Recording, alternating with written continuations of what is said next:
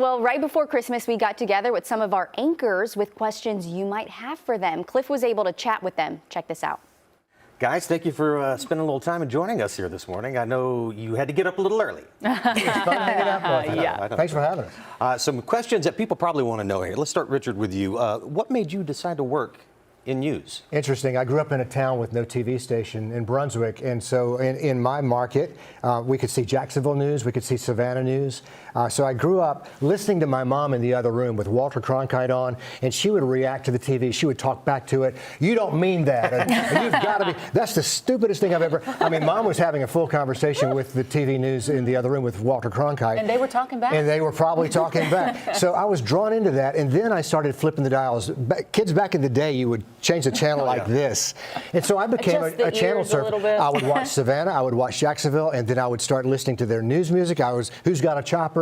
All of a sudden I was in that world, and I thought, how do you do that? What's that career look like? And that's what led me into journalism. By the way, kids were the remotes back then. Yes, I was the remote for my family for a while. So true. Laura, you started here as an intern 10 years ago. Yeah. How important do you think being an intern, having an internship is important to doing something like this? Oh my gosh, you learn everything on the job. This is one of those jobs where you got to get your hands dirty, you have to be out there touching the equipment and asking the questions, and it was everything because my school did a great job of preparing me. I went to UGA, go Dogs, of course, Meredith. Go Dogs! Mm-hmm. But Sorry, I didn't mean to leave you hanging. Richard's very quiet. Eagle in the middle. Yeah, we'll just skip over that. But they did a great job. But there's just so much you can't possibly know until you're out there knocking on doors, boots on the ground, trying to do this job. So I attribute, everything. I came here and the news was so fast-paced, and I was able to do every piece of it at a young age. So yeah, I fell in love with it. And Meredith, you're a big part of the I-team. All anchors, but everybody is wearing a different hat as well when you're doing things here. What made you want to get into investigative journalism? Gosh, it happened organically. Honestly, I just started kind of reporting in my off time. Someone would call with a story, and someone would call and need help with something. So I would start making the calls. I would start, getting in touch with people. I know, Laura, this is kind of what happened to you too sometimes, where you just start helping people, and then that turns into an interview, and then that turns into a story. And then suddenly I'm asking to be let off a newscast so that I could go shoot this interview. And then it just kind of snowballed from there. I love helping people. I got into journalism because I truly believe information is power. And when you empower a community, the results can be limitless. I mean, the change you can make or empower other people to make is incredible. And really, the most tangible change that I've seen happen from journalism has been from some of the I-team stories that we've done. So that is where my heart is, and that is where my passion is. Some stories can't be turned in a day, and that's where the I-team comes in. Sometimes weeks, months go into stories that never even make air. Right, and there are times when I've worked for more than a year on a story before it sees the light of day. And those where you just kind of dig in and you just, I grab a shovel until I'm told to stop digging. It is my job to uncover until there's nothing else to uncover. Literally, the bosses here will say, Meredith, enough. That story is done. We're tired of it. But it's you have to keep going until there's nothing else to uncover. There's no other stone left to unturn. It's a great feeling to be able to deliver a great story and to come up with a great ending, too. You don't always get that with news. Richard, what's the most difficult news you've ever had to deliver? Gosh, looking back over the years, I think immediately to the Graniteville train disaster.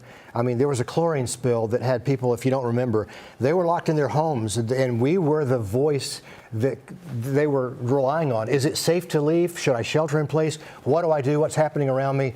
I mean, there were some deaths and there were lots of injuries, and it was a very serious thing. So that's what comes to mind first, is the Graniteville train disaster and what that meant to Graniteville and that community. I mean, we had the governor in a helicopter flying over that afternoon telling us what he was seeing on the ground, and it gives me chills to think today what he saw that afternoon in that chopper. All right, we're going to flip the script on this. Meredith, what's the happiest news you've been fortunate to deliver? Gosh, that's a difficult one, because sometimes happy news is in the form of closure, and sometimes closure isn't exactly something that's happy.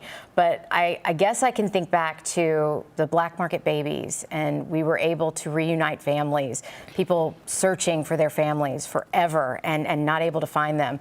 But the one who started it was a North Augusta police officer, Landon Terry, years and years and years, I mean, more than a decade ago. He's the one who knocked on the door in the newsroom and told me about a court officer selling babies on a black market in Augusta. It sounded unbelievable, right? And then I started digging and it wasn't. But finally, with the use of technology, more than a decade after he knocked on the newsroom door, we were able to find his family. It was too late for him to find his mom and dad, but now he has sisters and cousins and people he can celebrate holidays with. So that was a really great day at work. Wow, that is a happy message. And that a great happy ending. It was happy to tell viewers, hey, there will be a Masters, but it'll be in November this year. That was They'll go, what? Oh, hey, what? Well, what? So wild. Laura, how about for you? What's the message that you would send to those up and coming and future journalists? Oh, I feel like I'm pretty passionate about that. I feel like that's one thing that we do well is kind of bring people in. And so many times people in the community say, oh, we get used to someone and then they leave us. But that's one of the greatest joys, I think, of what we do here is kind of the veteran journalists is see those people come straight from college and they don't know what they're doing. And then they turn out to be these great journalists, these NBC correspondents, you know, that we had such a minor role in kind of helping develop them. But what was your question? the one piece of advice, like, The one piece what do you of think? advice, yes.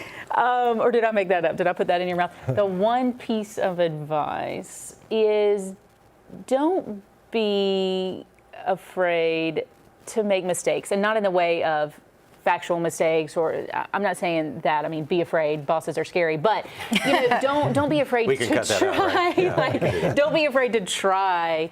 You know, new ways of doing something. So many times we get formulaic, and that's not just in news. That's probably in life, right? You get so formulaic, and you stop thinking outside of the box, and you get too comfortable. But there's no set way to do the news. And anytime we get creative or we see these kids trying something new or a new way to format something or a new way to shoot something cool on the green screen, you know, that's what keeps people interested. So I would say, you know, don't be afraid to kind of take risks. All right, good words there. Good words there. All right.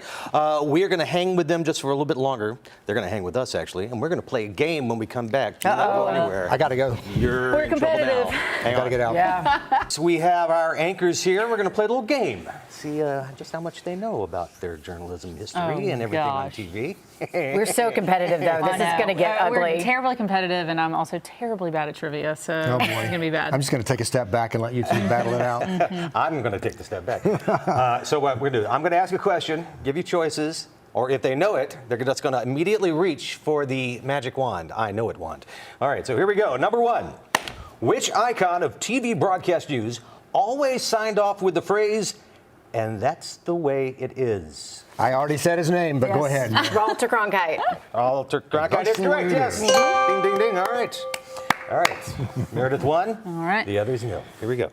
Shutting Number us two. out. Number two. Which of the following was the first woman to appear Woman? on a nightly... Whoa, man. My wife always says I say it the wrong way. Woman. Which of the following was the first woman There you go. to appear on a nightly basis as a co-anchor on American Broadcast News? On ABC? Or Said you were going to give us a following. American Broadcast News, yes? Barbara Walters. Correct! Okay. I was waiting for the multiple choice. You guys Didn't you jumped say up on which is the that. following? All right, here we go. Richard, come on, man. Step up. Okay. Here we go. Put pressure on. I Question need number more. 3. Which of the following female news anchors once worked as a private employee for Richard Nixon? I'll give you 3 seconds. Who might know it? 3, 2. Was it Leslie Stahl? Nope. Your choices are Katie Couric, Jane Pauley, Connie Chung, or Diane Sawyer. I'll say Diane Sawyer. Yes! Okay. All right, Very good. here we go. Got for one. each. And that was a right. guess. Tie game. Well, that's all the questions we have. Okay, perfect. That's good. Thank you. We're all winners. Yes, and you're all winners for watching as well, too, and watching. We all knew Cronkite. You have to give us all credit Yes, for that's that one. true. Meredith, Richard, Laura, thank you guys for joining us here this morning. Enjoy And the happy show. holidays. Yeah, Yeah, happy right? holidays. Thanks for having us in. Yeah, thanks for having us. We wake up with you every day. I don't know how to take that.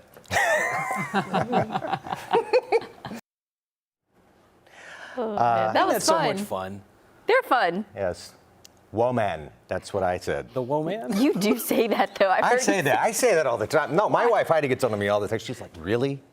No. Why do you have to emphasize? Whoa, why do you have to man. emphasize It's a man? record I was moment. going to You're say like- he's emphasizing man. Why do you have to emphasize man? Woman. Woman. See, I was like, The whoa. Oh man.